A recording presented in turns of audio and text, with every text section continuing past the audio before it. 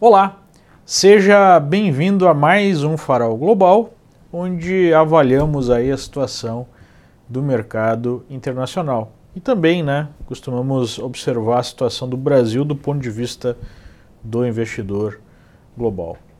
Hoje foi um dia bastante tranquilo no mercado internacional, Os índices americanos se movimentaram pouco depois de um dia mais forte ontem, quando nós tivemos o rompimento dos topos históricos aí, no S&P, Nasdaq, Dow Jones rompendo resistências intermediárias, apesar de ainda ter algum espaço até o topo histórico.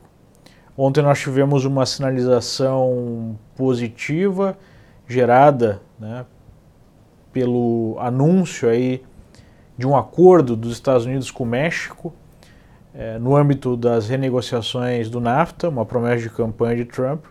Se chegou a um acordo e tal sinalização demonstra o interesse da administração Trump de negociar e não simplesmente impor tarifas. E isso foi muito bem recebido pelo mercado, mas há um ponto que ontem não tinha ficado muito claro e hoje foi esclarecido. Trump utilizou uma negociação com o México unilateral para ceder em alguns pontos e com isso utilizar essa negociação para forçar o Canadá a aceitar alguns termos que o Canadá não quer aceitar dos Estados Unidos. E agora nós temos, de uma certa forma, um impasse, porque pela lei americana o presidente tem autonomia para negociar o NAFTA, mas o acordo com o México seria um acordo unilateral, que requer aprovação do Congresso. Pelos trâmites normais, isso coloca a aprovação desse acordo para o ano que vem, onde nós podemos ter um Congresso, ou pelo menos uma Câmara dos Deputados, controlada pelos democratas, que sugerem que não assinarão, ou não darão apoio para tal acordo. O que gera um certo impasse, e uma questão jurídica, porque não sabe exatamente se pode ou não o Trump assinar esse acordo sem consultar o Congresso. Então o Canadá pode jogar com isso, ainda há possibilidade, portanto, dessa negociação cair. Talvez seja por isso que hoje a Bolsa Mexicana apresentou uma pressão vendedora maior, corrigindo aí depois de alguns dias de alta. De qualquer forma, nós temos o representante do Canadá chegando nos Estados Unidos hoje ainda para retomar as conversas, e se o Canadá aceitar os termos aí, nós teremos a finalização dessas negociações e provavelmente aí Trump já assina o novo acordo sem precisar do Congresso americano. Então esse é um aspecto que foi o centro das discussões hoje. Ainda no fronte político, nós tivemos o presidente Donald Trump tweetando sobre as redes sociais, as grandes empresas da internet. Hoje, especialmente, ele reclamou do Google, que pelo seu sistema de ranqueamento de páginas colocaria em destaque mais fontes de notícias, de mídia, que são liberal aqui nos Estados Unidos, que são mais de esquerda. Liberal no mercado americano, na política americana é diferente no Brasil, Liberal no Brasil tem um quê mais de direita e nos Estados Unidos tem um quê mais de esquerda. E ele está batendo nessa tecla, está acendendo aí o debate que já vem se avolumando nos últimos tempos, desde as últimas eleições, na verdade, sobre o papel dessas empresas da internet e a força política que elas têm. Há uma clara visão. Nós tivemos já Mark Zuckerberg no Congresso, teremos o CEO do Twitter no Congresso na semana que vem. Temos uma clara visão que essas empresas são controladas por executivos que têm uma visão mais de esquerda, e há uma série de indícios que a censura a conteúdo conservador. E há aí um debate entre qual é a independência, a capacidade de empresas privadas definirem as suas regras, até onde o Estado pode intervir e especialmente numa situação onde essas empresas têm o completo domínio, né, sobre a opinião pública ou, melhor colocando, sobre o movimento dessas opiniões, né, sobre a expressão dessas opiniões. E por que isso é importante do ponto de vista aqui do nosso programa? Porque obviamente que mais dia, menos dia, isso será regulamentado e isso poderá impactar de forma bastante profunda o preço dessas ações, que são aí já, né, as principais empresas americanas, ou estão entre as principais empresas americanas. A Amazon foge um pouquinho dessa discussão, porque nós temos a Amazon não lidando diretamente com o controle, né, de conteúdo. A Amazon trabalha mais com oferta de produtos, de serviços.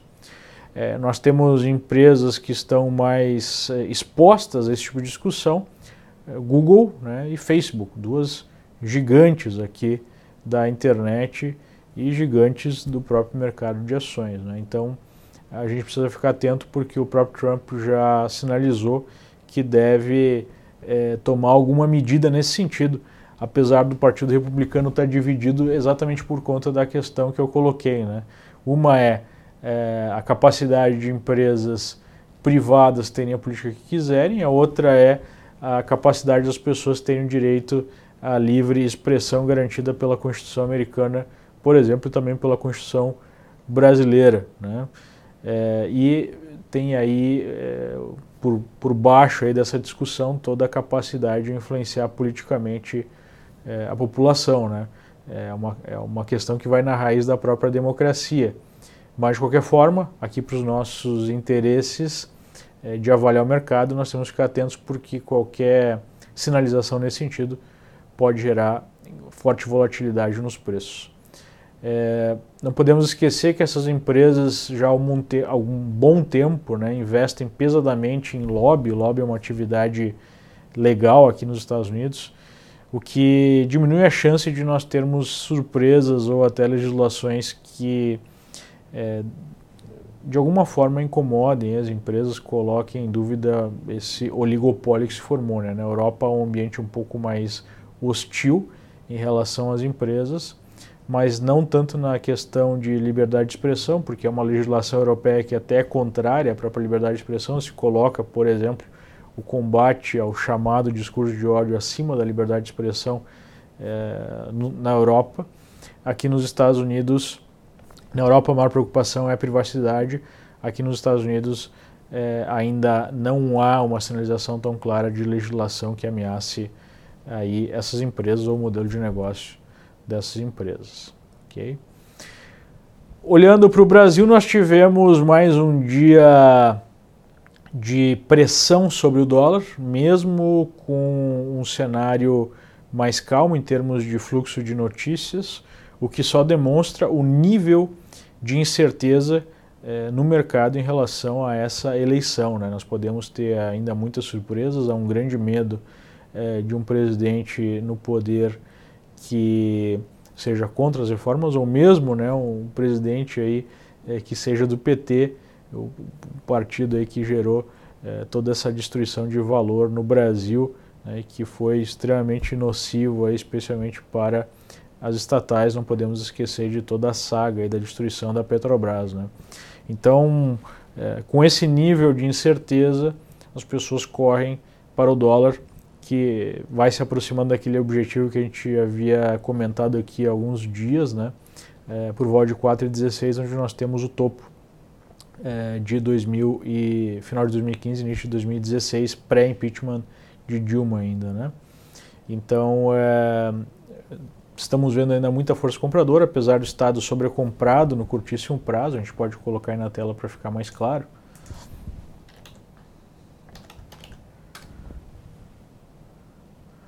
A gente vê o mercado atingindo esse nível aqui de resistência, né, que são as máximas aí entre setembro e janeiro, setembro de 2015 e janeiro de 2016, né? Chegou a fazer uma máxima aí em 4,2476, né? Praticamente 4,25, e depois uma outra máxima em 4,16 essa seria a zona de objetivo e o mercado está se dirigindo para esse patamar, né? Na verdade, quando o mercado rompeu aqui a resistência por volta de 13,40, 13,50, nós já falávamos sobre a busca do topo anterior, né? Em valores nominais, nós temos também uma resistência pré-eleição, né, da primeira eleição de Lula. Mas se nós ajustarmos isso aqui em termos de inflação, nós vamos ver que esse topo aqui, ele fica por volta de R$ 7, né? Então, esse objetivo por volta de R$ 7 seria um objetivo possível no caso de rompimento aí dos 4,15, 4,25, que parecem serão testados em breve, né? Agora, no curtíssimo prazo, a gente tem o topo rompido por volta de 13,90, 13,95 como suporte, ok? Bom, basicamente é isso. Agradeço aí a presença de você aqui e uma ótima noite a todos. Até mais.